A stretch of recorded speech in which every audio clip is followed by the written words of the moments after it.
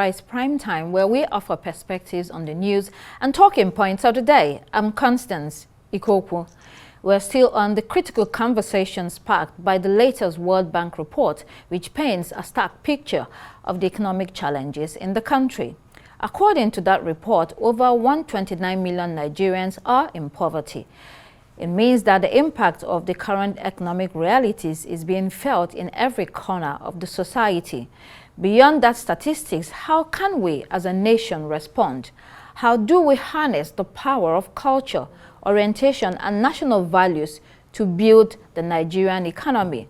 How does culture and national orientation contribute to national development as well as fighting hunger and poverty? Now, to explore this, I'm joined by the Director General of the National Institute for Cultural Orientation, Mr. Biodun Ajiboye. Great to have you. Thank you. Right. So you've listened to all that we've said so far, even to the first guest. No, over 100. Okay. Well, the report, a World Bank report, says over 100 million Nigerians living in poverty. So let's look at culture. There is a nexus between culture and the development plans or agenda of a nation, isn't that? How do you understand that? Thank you very much. Let me tell you very honestly, and I'm here today to speak the way I think it should be. There is no country in the world that ignores her culture that ever makes progress. It's like starting a business. You must have a plan. You must have the appropriate character to pursue your objectives, your business objectives. Now, a nation that ignores its culture cannot progress because the citizens will not have the appropriate attitude and character filled with pride, cultural pride. A man must first of all be proud of himself, his humanity. Who am I? Before you now, move out to do business or to even comply with laws and regulations of a country. What I'm saying in essence is simple. We need to get our cultural pride right. We need to educate our people the importance of who we are. Unfortunately, our humanity and cultural essence have been diluted by foreign religions here and there. So we lost it almost completely. To the extent that even those who believe in our culture and those who stuck to the originality of who they are without any influence of foreign religion or foreign influence are being looked at as being inferior. Right. That was where the problem of our nation started from. Okay. So let's look at the economy because I'm trying to get somewhere here. Culture directs development. And so a country's development agenda must be grounded in the cultural paradigm and cultural elements. Is this a discussion that your office is having with the president and his economic team and others that are making decisions for this country? We're doing everything possible to make sure that the people in charge of policy, they understand that culture is our first point of interest. I'll tell you how it works. Do you know that as we speak here in this country today, we have an opportunity as a people. We owe and own a religion that the world is very interested in. Now, if you look at, let's compare Saudi Arabia. Mecca gives Saudi Arabia about $12 billion per annum. What does Hajj stand for? A religious tourism.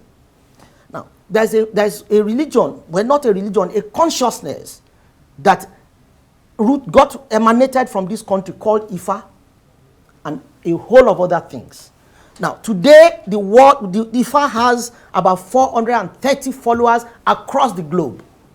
And that Ifa emanated from here.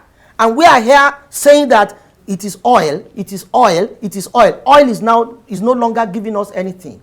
Now, that is a kind of tourism industry that we needed to have developed that can give Nigeria minimum of $10 billion per annum.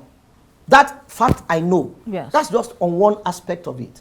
Now, culture, our culture is so rich and diverse. And a lot of people from every part of the world love they love to know about our culture, but they do not have any opportunity to know. So the Ministry of Art, Culture and Creative Economy, through the National Institute for Cultural Orientation, has come up with a project that will enable the world to see the culture of Nigeria. Practically, that will gain for us what we call cultural diplomacy, and it will gain for us a lot more revenue, good foreign exchange. Right. You know, but overall, you know the president, he appointed you. What paradigm is he working with? His beliefs, what are his philosophies, what are they anchored on? Because it's important for someone who is leading a nation, especially a developing nation with so many people like Nigeria. Let me tell you something. I know President Bola Tinubu very well. President Bola Tinubu is interested in wherever money can come to reflate the economy. Wherever we can make the right revenue to reflect the economy is where his interest is. And that's where the interest of any leader of Nigeria should be today. Nigeria is bleeding. We're almost collapsing.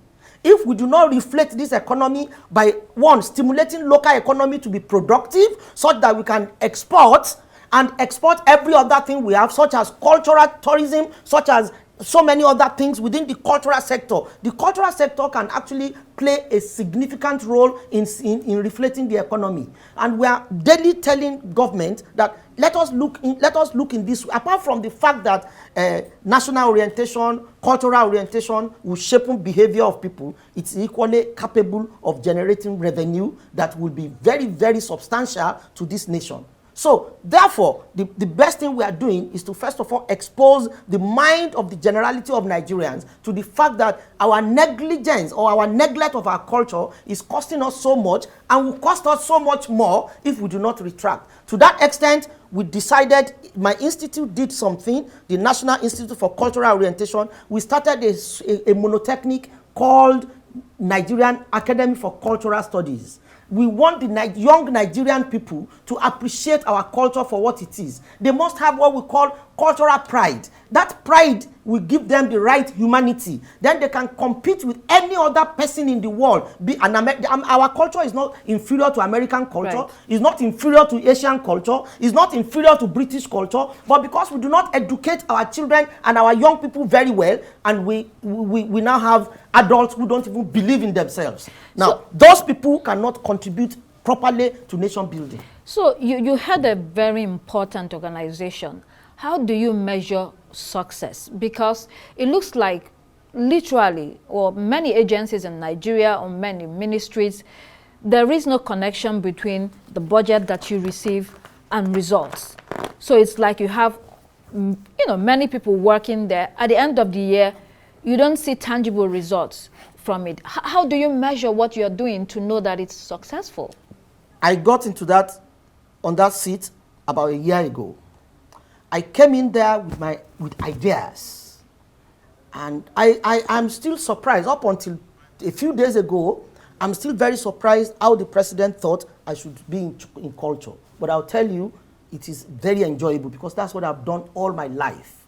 So therefore, I came into that office with my ideas and what I think we can do. And I'll tell you that the issue of Nigerian Academy or Nigerian Academy for Cultural Studies is one of those things I came with. The second thing is DuduPlugs. DuduPlugs is a platform, a digital cultural platform, global digital cultural platform that will enable the world, anybody from any part of the world, just like the Facebook operates, to punch a button and see and interact with other people from any part of the world and see what the culture of Nigeria is.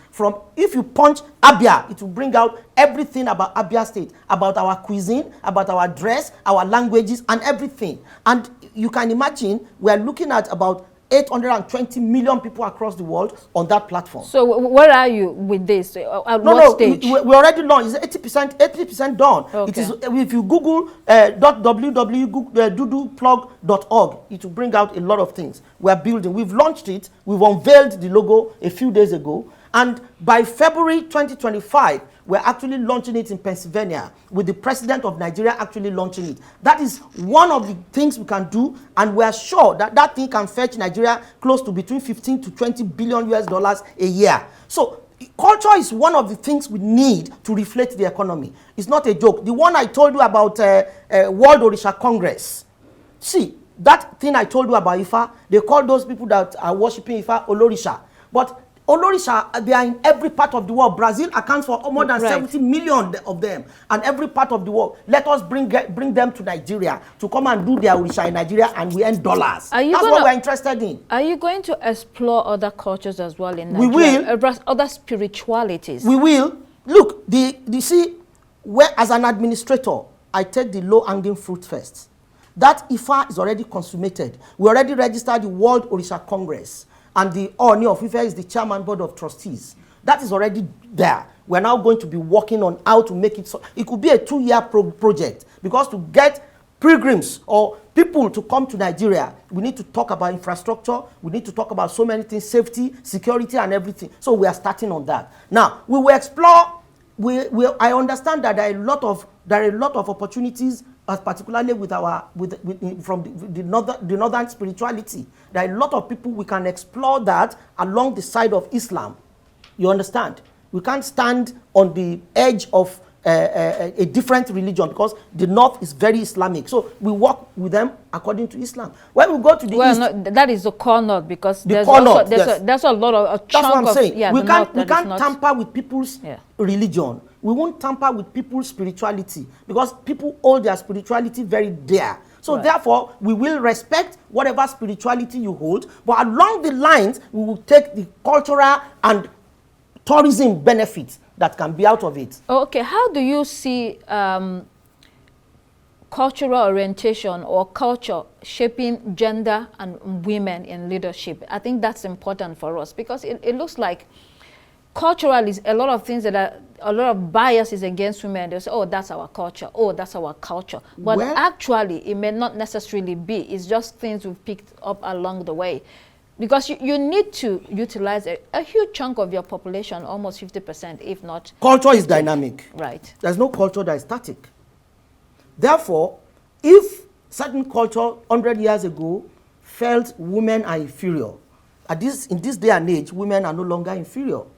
I spent so much money in bringing up my daughter, and at the end of the day, somebody says she cannot be a minister because she's a woman. That doesn't make sense. I don't buy that. As much of a cultural person as I am, I know what makes sense, I know what does not make sense. If anything doesn't make sense, we modify. We're in a dynamic world, and nothing is static. So I don't belong to that class of cultural apologists that will feel women are inferior. Women cannot be inferior. They are equally human beings, and they are strong.